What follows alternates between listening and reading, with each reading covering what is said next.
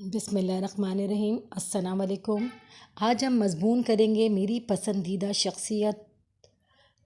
جو بھی سماجی شخصیت آپ کی ہوں آپ لکھیں۔ میں اس وقت یہاں پر ایدی صاحب کے بارے میں آپ کو بتانا چاہوں گی۔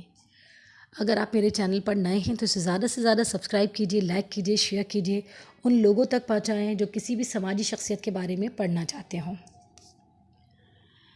میری پسندیدہ سماجی شخصیت عبدالستار ایدی ہیں، جو کہ 28 فروری 1928 بھارت کی ریاست گجرات کے شہر باندھوا میں پیدا ہوئے۔ آپ کے والد کپڑے کے تاجر تھے جو متوسط طبقے سے تعلق رکھتے تھے۔ شروع سے ہی اپنے دوستوں کے چھوٹے چھوٹے کام اور کھیل تماشے کرنے پر حوصلہ افزائی کرتے تھے۔ جب ان کی ماں ان کو اسکول جاتے وقت 2 پیسے دیتی تو وہ ان میں سے بھی 1 پیسہ خرچ کر لیتے اور 1 پیسہ کسی ضرورت مند کی ضرورت پورا کرنے کے لیے اسے دے دیتے۔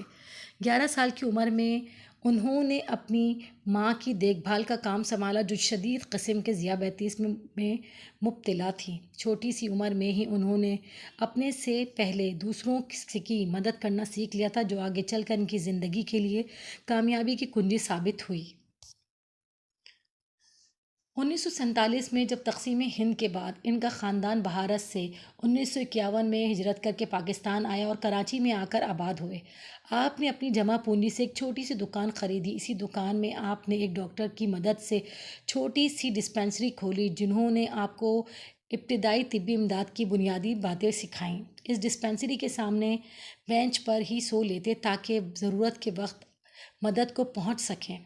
1957 میں کراچی میں بہت بڑے پیمانے پر فلو پھیل گیا، جس سے ایدی نے فوری طور پر رد عمل کیا۔ انہوں نے شہر کے نواح میں خیمے لگائے، مفت میں مدافعتی ادویات فراہم کی۔ مخیر حضرات نے آپ کی دل کھول کر مدد کی اور ان کے کاموں کو دیکھتے ہوئے باقی پاکستان نے بھی ان کی مدد کی۔ امدادی رقم سے انہوں نے پوری عمارت خرید لی جہاں ڈسپنسری تھی، اور وہاں ایک زچگی کے لیے سینٹر، نرسوں کی تربیت کے لیے اسکول کھولا، اور یہیں سے ایدی فاؤنڈیشن کا آغاز ہوا۔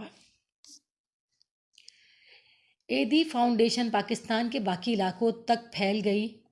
فلو کی وبا کے بعد ایک کاروباری شخصیت نے ایدی کو کافی بڑی رقم امداد سے دی، جس سے انہوں نے ایک ایمبولینس خریدی جس کو وہ خود چلاتے تھے۔ آج ایدی فاؤنڈیشن کے پاس 600 سے زیادہ ایمبولینسیں ہیں۔ ایمبولینس خدمات کے علاوہ ایدی فاؤنڈیشن نے کلینک، زچگی گھر، پاگل خانے، معذوروں کے لیے گھر، بلڈ بینک، یتیم خانے، لاوارث بچوں کو گود لینے کا مراکز، پناہ گاہیں، اسکول کھولے۔ اس کے علاوہ یہ فاؤنڈیشن نرسنگ اور گھرداری کے کورس بھی کرواتی ہے۔ ایدی مراکز کی ایک خصوصیت یہ ہے کہ ہر ایدی مرکز کے باہر بچہ گاڑی کا اہتمام ہے، تاکہ جو عورت بچے کی دیکھ بھال نہیں کر سکتی اپنے بچے کو یہاں چھوڑ کر جا سکتی ہے۔ اس بچے کو ایدی فاؤنڈیشن کے یتیم خانے میں پناہ دیتے ہیں اور اس کی مفت تعلیم دی جاتی ہے۔ آج پاکستان کے علاوہ اسلامی دنیا میں بھی ایدی نے ایک غیر خودغرض اور محترم شخص کے طور پر شہرت پائی۔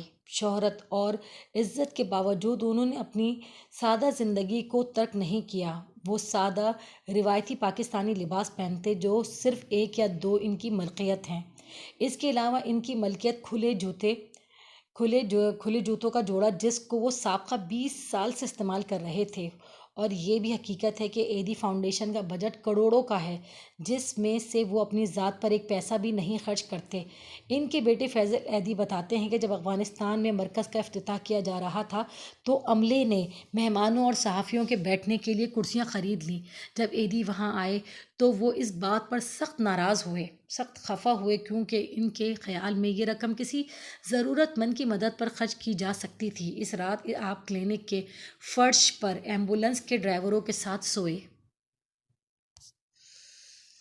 8 جولائی 2016 کو عبدالستار ایدی کو شام 5 بجے اسپتال میں رکھا گیا اور رات 11 بجے وہ گردوں کے کام چھوڑ جانے کے باعث 88 سال کی عمر میں انتقال کر گئے۔ انہوں نے وفات سے قبل یہ وصیت کی تھی کہ ان کی دونوں آنکھوں ضرورت مندوں کو عطیہ کر دی جائیں۔ ایدی واقعتاً ایک بہت ہی خاندان اس قابل ہے کہ اس کی تعریف کی جائے۔ ایدی صاحب کی بہت ساری خدمات ہیں. کراچی کا وہ وقت بھی تھا کہ جب کراچی میں ہر وقت فائرنگ اور لاشیں گرانے کا سلسلہ چل رہا تھا، لاشیں جلا دی جاتی تھیں. وہ واحد شخصیت ہے کہ لوگ لاش اٹھانے کے لیے نہیں آتے تھے تو نہلا کر کفن کون پہنائے گا، یہ بڑا مسئلہ تھا. کیونکہ آپ کو پتہ ہے کراچی میں زیادہ تر غیر علاقوں سے، دوسرے علاقوں سے آئے ہوئے لوگ